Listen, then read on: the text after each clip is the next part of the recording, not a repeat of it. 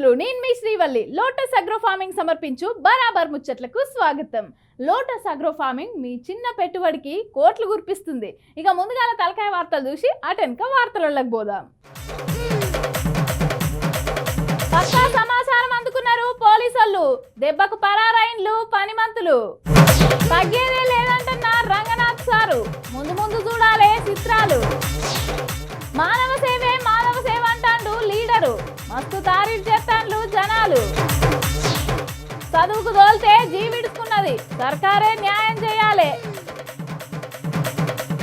ప్రజలకు మత్తు పదార్థాలని దూరం చేయాలని ఇక పోలీసు వాళ్ళు ఎన్ని ప్లాన్లు చేస్తారో ఎరికైనా అంతకు మించి ఉపాయం కూడా చేస్తాండ్రు.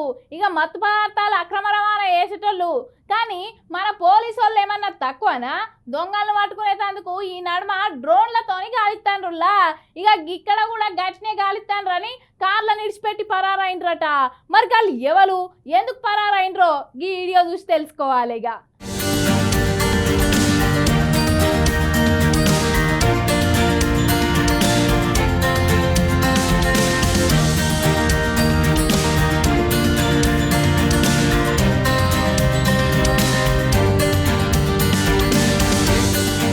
ఇప్పుడున్న సమాజంలో సెల్ ఫోన్ చేతులకు వచ్చిన కాడ నుంచి కొంతమంది యువకులు అడ్డు అదుపు లేకుండా గంజాయి డ్రగ్స్ వాడి వాళ్ళ జీవితాలు నాశనం చేసుకుంటానని పోలీస్ వ్యవస్థ కట్టుదిట్టమైన ఏర్పాట్లు చేసి ప్రజలు మత్తు పదార్థాలకు అలవాటు పడకుండా గట్టి చర్యలు తీసుకుంటున్నా కూడా కొంతమంది బట్టెబాజిగాళ్ళు అయితే ఈ గంజాయి రవాణా మాత్రం ఆపుతలేరులా.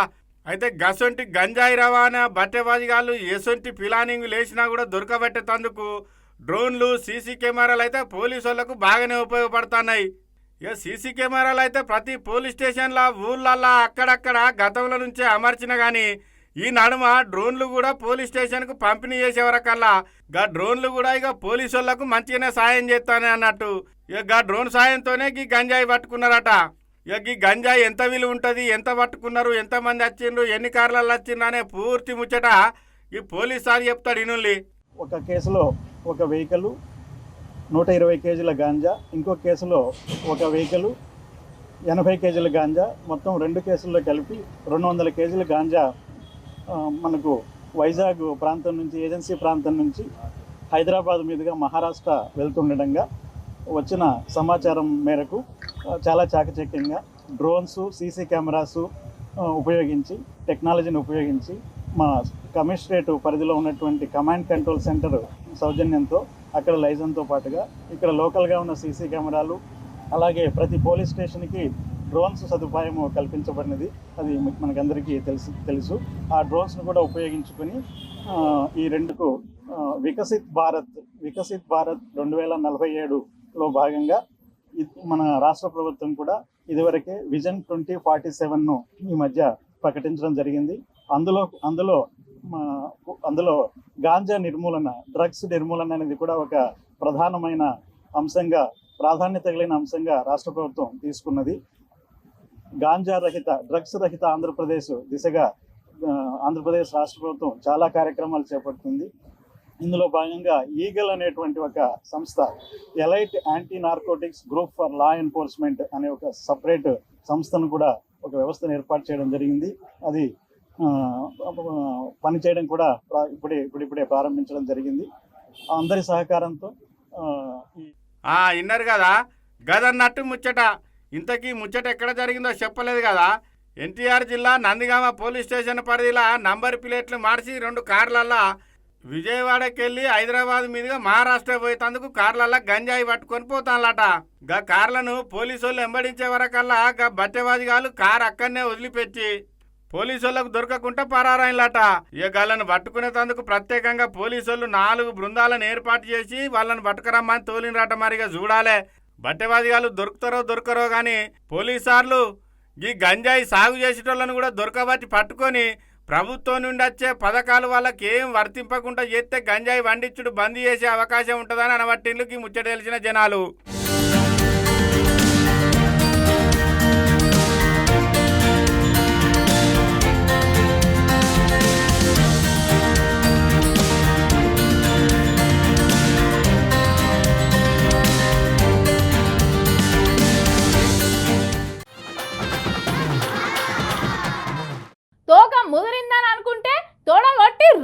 రంగంలోకి దిగి రచ చేసేటట్టే ఉన్నది. పోన్లీ తగ్గింది కదా అని అనుకుంటే తగ్గేదేలే. ఎంత పెద్దదైనా ఎంతటి పెద్దోళ్ళనైనా ఇడిచిపెట్టేదే లేదని అంటాడు గీ సారు. గదేందో మీరు కూడా తెలుసుకోవాలి కదా. ఓ చెవిటి పెట్టి గట్టికి నుర్రు మరి.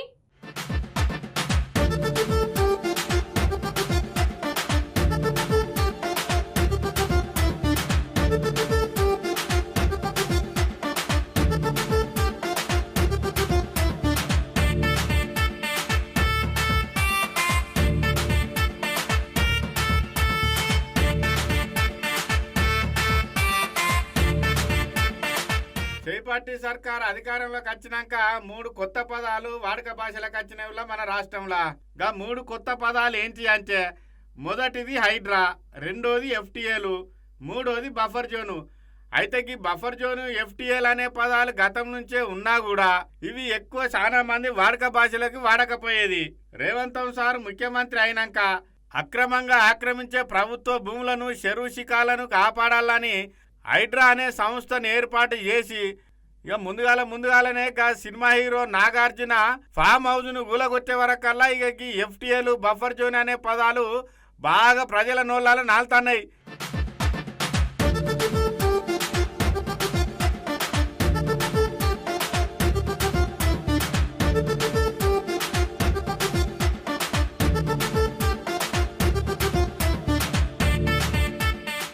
రెండే కాదు, ఇక గివిటితో పాటు హైడ్రా కమిషనర్ రంగనాథ్ సార్ పేరు కూడా ప్రజల నోళ్ళ బాగానే నానుతుంది అనుకో రాదులే.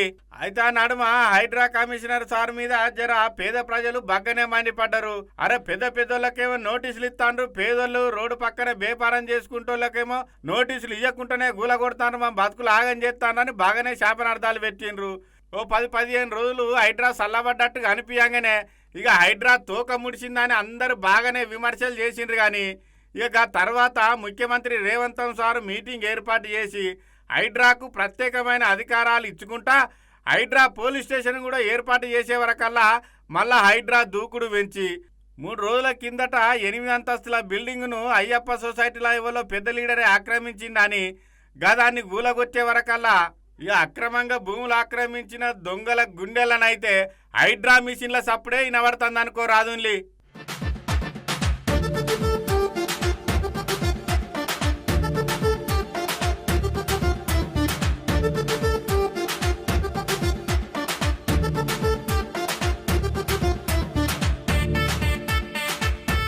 ఇక హైడ్రా పనితీరును బగ్గనే ప్రజలు తారీఫు చేసుకుంటా ఎంత పెద్దోడైనా సరే, ఎంత పెద్ద పదవులున్న నాయకుడైనా సరే అక్రమంగా భూమిని ఆక్రమించినట్టు ప్రజలకు తెలిస్తే గా వివరాలన్నీ తీసుకుపోయి హైడ్రా కమిషనర్ ఆఫీసులో కమిషనర్ సార్కు అర్జీ పెడతాండ్రులా. ఇక గట్లనే భూ ఆక్రమణదారుల మీద కంప్లైంట్లు బాగానే వచ్చే వరకల్లా హైడ్రా కమిషన్ రంగనాథ్ సారు ఇక అవన్నీ పరిశీలించేందుకు పోయిండ్రన్నట్టు.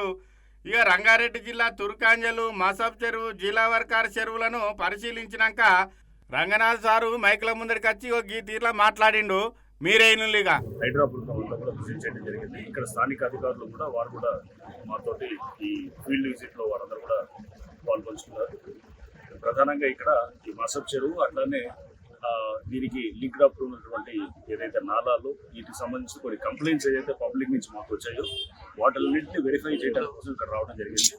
సో అన్నింటినీ కూడా మేము అంటే ఈ చెరువు యొక్క విస్తీర్ణత పెరిగిందని, లేకపోతే కొన్ని నాలాలు యాక్చువల్గా అది డైవర్ట్ చేశారని, అంటే కెనాల్ని తీసుకొచ్చి ఇరిగేషన్ కెనాల్ తెచ్చి మామూలుగా సర్ప్లస్ నాలాలో కలిపారని, ఇట్లా పలు కంప్లైంట్స్ అన్నిటి కూడా మేము ఈరోజు చూడటం జరిగింది.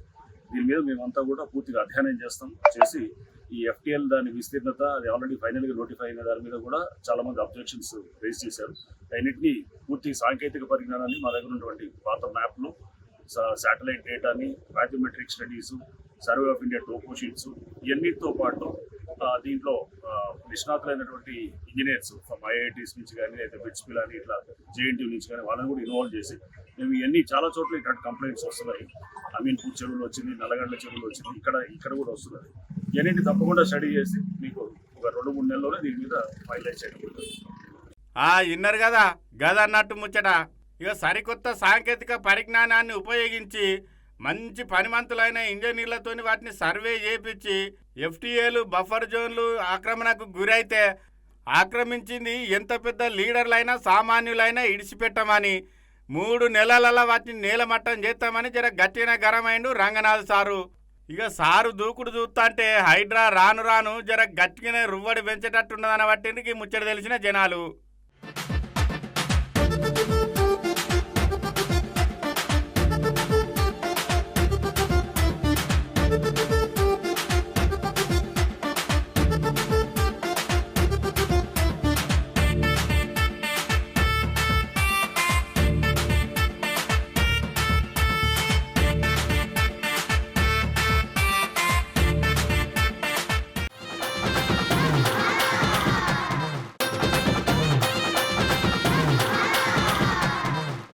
Back to lotus agro farming సమర్పించు బరాబర్ ముచ్చట్లు. ఎలక్షన్లప్పుడే జనాల దగ్గరకు వచ్చి నోటికొచ్చిన హామీలు ఇచ్చి ఇక గెలవంగానే ముఖం సాటేసే లీడర్లను మత్తుగా చూస్తూనే ఉన్నాం. కానీ ఓట్లేసి గెలిపించిన జనాలకు సేవ చేయాలని సొంత పైకం ఖర్చు పెట్టి మానవ సేవే మాధవ సేవ అని నిరూపిస్తాడు ఈ లీడరు. మరిగా లీడర్ ఎవరో మీకు కూడా తెలవాలంటే ఈ ముచ్చటి నుండ్రి.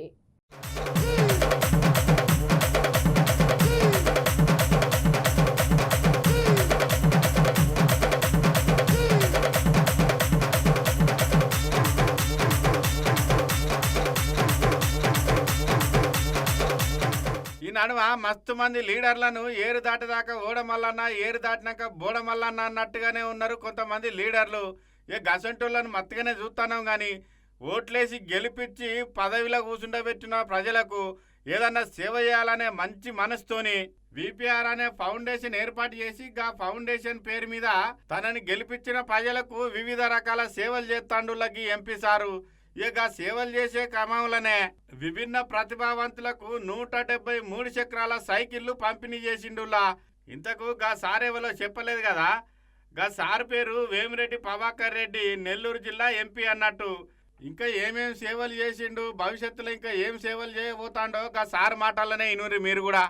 ట్రైసైకిల్స్ పంపిణీ చేసామంటే ఇక్కడున్న దివ్యాంగులు కానీ వీళ్ళందరికీ మనము ట్రైసైకిల్స్ పంపిణీ చేయడమే కాదు, ఫస్ట్ కదలిక అనేది మనం చూపించాం. నెక్స్ట్ వాళ్ళకి ఉపాధి లోన్ రూపంలో మనం ఏదైనా చేయాలని ఇప్పుడే కలెక్టర్ గారు వచ్చిపోయారు. కలెక్టర్ గారిని రిక్వెస్ట్ చేసాము. కలెక్టర్ గారు కూడా దానికి స్పందించాడు.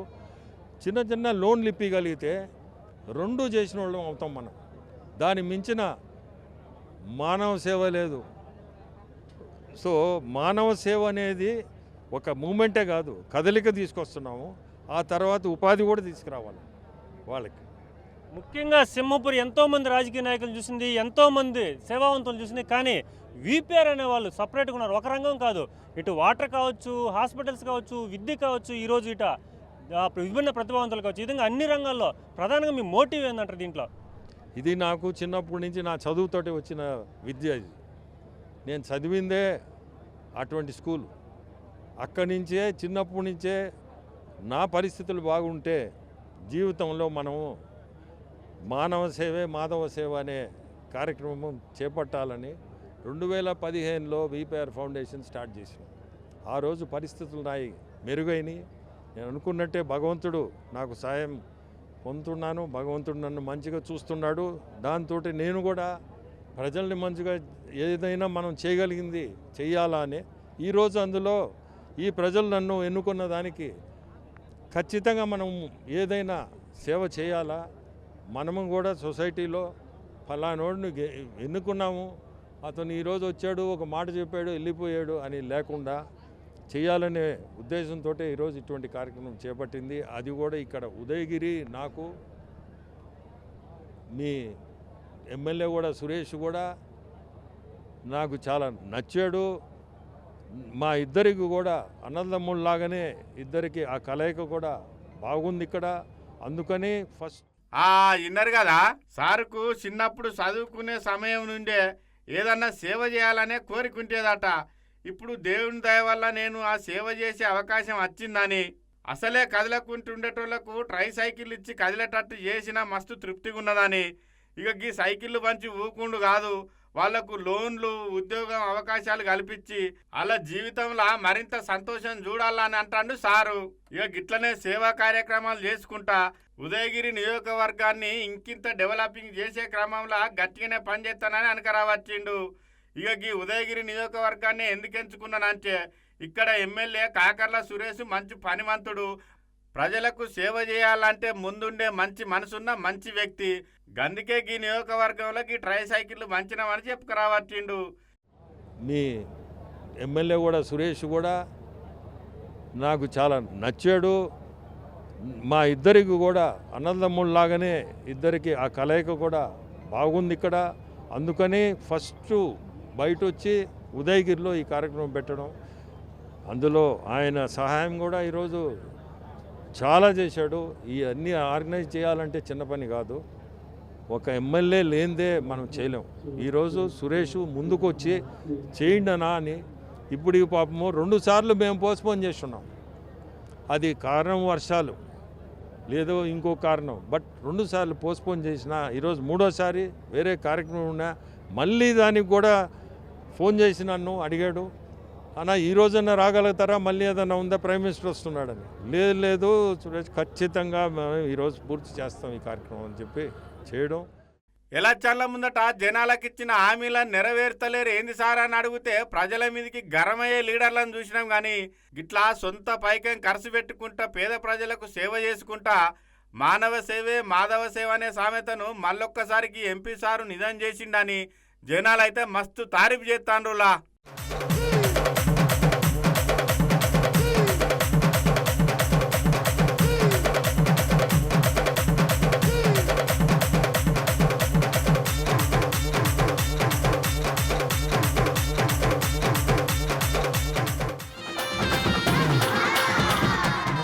చదువుకొని ఉద్యోగం చేసి తల్లిదండ్రికి షేదోడు వాదోడుగా ఉంటారని అనుకున్న పిల్లల చదువు పూర్తి కాకుండానే చదువుకునే కాలేజీలలోనే జీవిడ్చుకునే సంఘటనలు రోజుకో తాన జరుగుతూనే ఉన్నాయి. పోన్రి ఇక మళ్ళా గట్లనే ఇయ్యాల కూడా జరిగింది గదా. ఎన్నో మీరు కూడా చూడాలి కదా, చూడు రూపారి.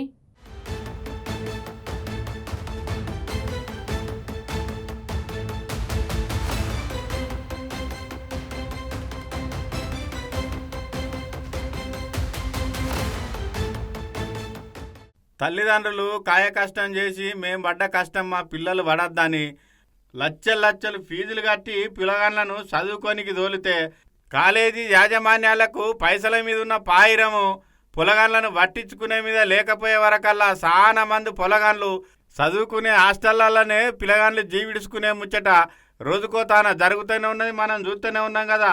ఇక గట్లనే గీ బుజ్జి కూడా జీవిడుచుకున్నది అన్నట్టు. ఇంతకేం జరిగిందో ఆ బుజ్జోళ్ళ తల్లి చెప్తా తినుల్లి. 8వ తారీఖున వెళ్ళిపోతున్నారు. నేను 8వ రానమ్మా 10వ తారీఖుని మా మెద్దను పంపించమందండి. బాబాయ్ని పంపుతానండి. ఏమి ఎలాగ ఉంటుంది ఇంట్లోనంటే బాగానే ఉంది. ఏదో నీరసం ఉంటేనే కదండి నీరసంగా ఉందంటారు. బాగానే మాట్లాడింది. ఇవాళ మా అబ్బాయి పుట్టినరోజు ఈరోజు 8వ తారీఖున వెళ్ళి చేస్తానన్నదండి. పొద్దుట ఈరోజు చేస్తాను కదా అనుకుంటే ఇలా చేశారండి. ఏం జరిగిందో మాకు తెలియదు. కొద్దిగా ఏం జరిగిందని మాకు చెప్పలేదు. వాళ్ళు చంపేసినట్టే మాకు కంప్లైంట్ కూడా ఇవ్వలేదండి. రాత్రి తలపోటు వచ్చిందని మాకు తెలియదు, ఎందుకు చెప్పాలి కదండి. చెప్పాలి, ఏదొచ్చింది చెప్పాలి. ఇలా చెప్పలేదండి. తెల్లవారుజామున 6 గంటలు చేశారు మా మత్తికి చేసి ఇలా బాగాలేదంటాను. నేను మేడంతో మాట్లాడాను. మేడం గారండి ఎలా ఉందంటే పాప ఐసీలో కోమలో కూడా వెళ్ళిందని చెప్పలేదు. తర్వాత బాగలేదమ్మా సీరియస్గా ఉంది, మీరు తొందరగా రండి అన్నది. కానీ ఇలా చనిపోయిందని కూడా చెప్పలేదండి మేడంతో మాట్లాడితే. తర్వాత చెప్పండి మేడం మాకు ఏదో చెప్పాలి కదా. తర్వాత మాకు అక్కడ రావడం విన్నారు కదా. మా బుజ్జిని చిన్నప్పటి నుంచి ఒక్కరోజు కూడా దవాఖానలో చెరికి చేసిన రోజులే లేవు. మా బుజ్జికి ఎసొంటి జబ్బు లేదని మా బుజ్జి సాగుకు కాలేజీలే కారణమని అనబట్టిందులా. రాష్ట్రంలో శ్రీ చైతన్య కాలేజీల పరిస్థితి ఎట్లున్నదనేది ఏబీవీపీ రాష్ట్ర నాయకుడు తమ్ముడు మాట్లాడుతాండు ఇనుల్లి. విన్నారు కదా. ఇంతకీ ముచ్చట ఎక్కడ జరిగిందంటే చిన్న సీఎం పవన్ కళ్యాణ్ సార్ సొంత నియోజకవర్గం పిఠాపురంలో ఉన్న తాడిగడప 100 అడుగుల రోడ్ల శ్రీ చైతన్య కళాశాల సరస్వతి భవన్లో జరిగిందన్నట్టు. ఇక చూడాలి మరి పవనాలు సారు ఆ కాలేజీ మీద చర్యలు తీసుకొని తల్లిదండ్రులకు ఏం న్యాయం చేస్తాడు అన్నవట్టికి ముచ్చట తెలిసిన జనాలు.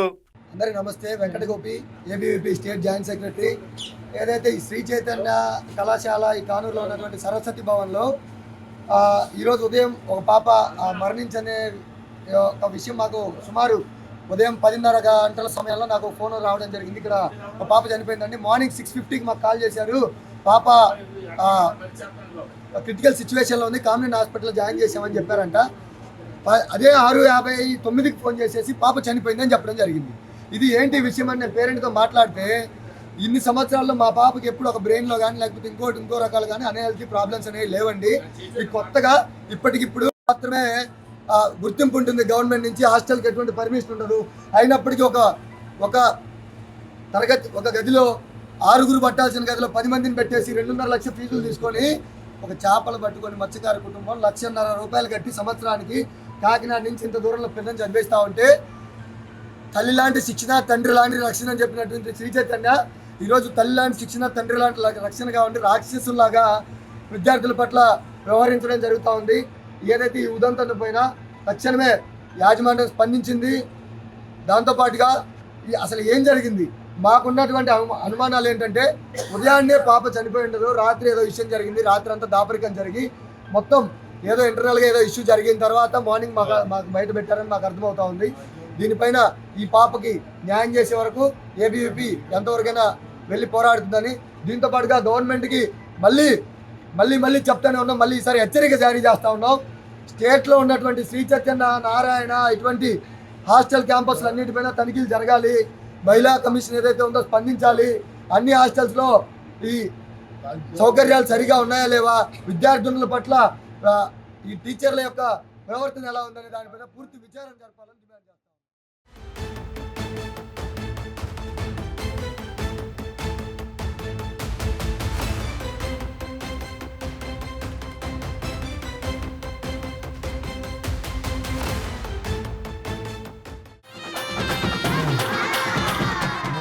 ఇక గివన్నట్టు ఇయాల్టి ముచ్చట్లు. రేపటి బరాబర్ ముచ్చట్లల్లో మళ్ళా కలుద్దాం. అప్పటిదాకా చూస్తూనే ఉండు బీఆర్కే న్యూస్ తెలుగు సత్తా. మళ్ళా రేపొత్తా.